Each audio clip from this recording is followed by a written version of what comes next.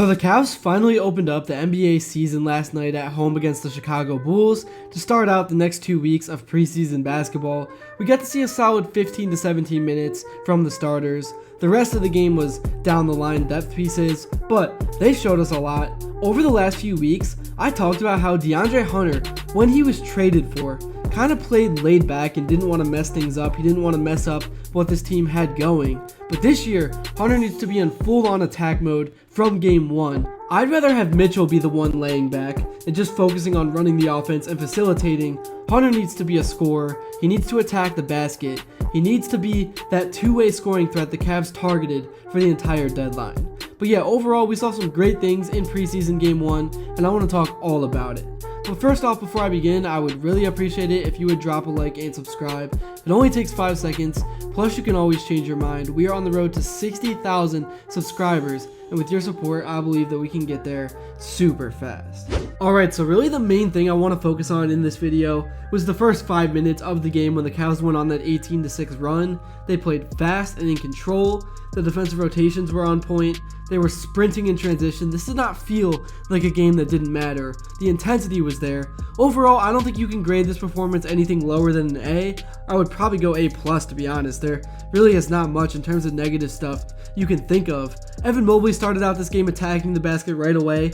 He actually started in the corner to space the floor. I think as he continues to improve his spot-up shooting, we are going to see that a lot more this year. He's going to put himself in positions where he takes the outside defender away, and then when he gets the basketball, he can either shoot or take him inside one-on-one, because even though he still looks lanky and small, the dude has slowly but surely been putting on a ton of muscle. He's not even close to what he was as a rookie.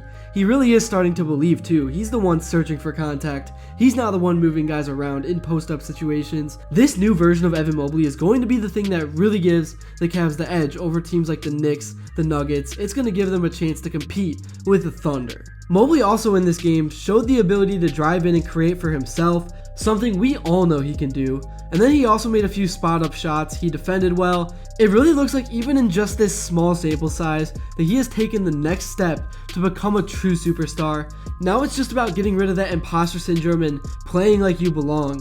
If Mobley doesn't at least put up 15 shots a game, then he is not doing himself or the team any favors. In fact, I would even say less than 17 is a disservice to himself.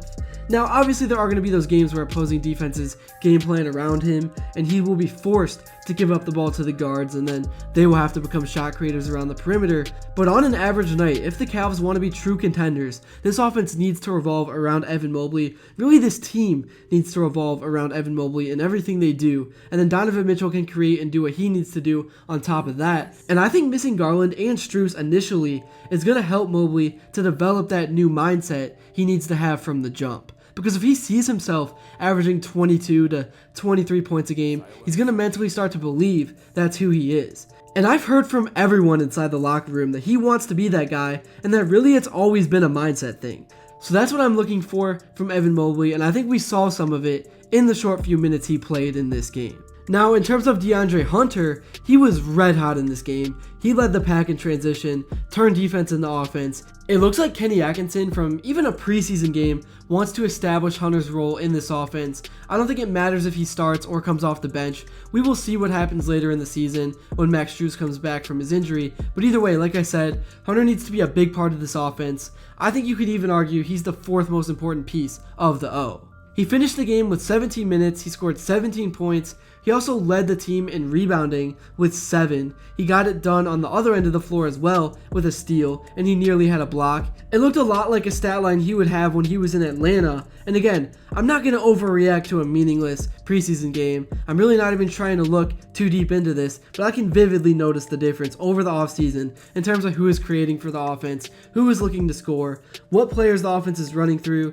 You can tell Hunter is going to be a big part of what this team does in 2025. Donovan Mitchell in this game was just kind of out there. I'm not really looking for anything specific from him. We know what Spida is going to bring to the court. Like I said in my last video, the less we need from Spida, the better. I would like for the pressure to be off and he can just be himself, because in the playoffs it really felt like he has to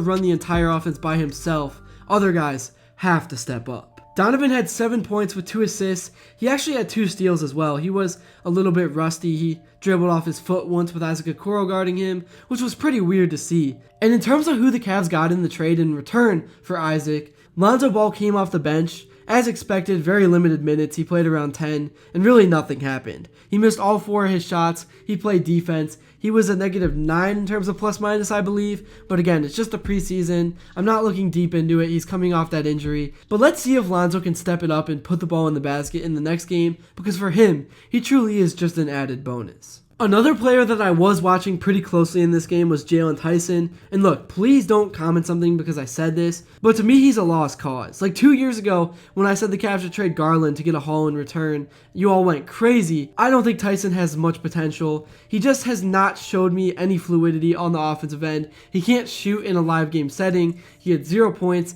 He did have 2 blocks, which was impressive defensively. I know he's a hustle guy. I do want him to get minutes in the regular season because we need some minute eaters. But I don't think he's a draft pick that's going to pan out. But that's okay because you can't hit on them all. And the Cavs and Kobe Altman have had some major success over the last 5 years. I would say the winner of this game, if we're doing like a winners and losers segment, was Craig Porter Jr. I know he has had his ups and his downs to this point, but he really is just a good basketball player. And he showed it in this game with 17 points in just 18 minutes, along with 4 rebounds and 4 assists. And he also had 2 steals and was super efficient. And then we got to take our first look at Tyrese Proctor, the guard the Cavs took in the second round out of Duke. And the dude can shoot it, man. He can shoot that rock. I was raving about the ability when he was available. I thought he was the perfect pick. He had 14 points. He was 5 for 6. He made 3 triples. I don't think you could have asked for a better debut. He played great. I know he's got a long way to go, but in the regular season, he could be a big piece. And we all know the Cavs need as many spark plugs as possible because in the playoffs, sometimes the offense goes dry. It gets more physical. And that's when you need a Sam Merrill or a guy like Proctor to go on a heater. The ending of this game was kind of embarrassing. We got to look at Thomas Bryant, who ran down the court and got absolutely stuffed. And then he had a look for the game winner with 0.3 left, but it was a bad pass. I'll give him that. But yeah, he got stuffed again. He did not look like a guy that is going to drastically change your center room. But still, overall, I do think he's a good piece. I'm just giving him a hard time because that entire sequence was a tough watch. That's really all I got for this video, though. That's kind of my take on what I saw from the first preseason game. Again, I know it's just a preseason. Don't look too hard into it, but I'm just excited that basketball is back. It's finally that time of year. It goes quick, man. Let me know what you guys thought about this game in the comments below. And if you enjoyed and haven't yet, please be sure to drop a like and subscribe because your support truly means the world. Let me know what you'd like to see next. And until then, I will see you all later.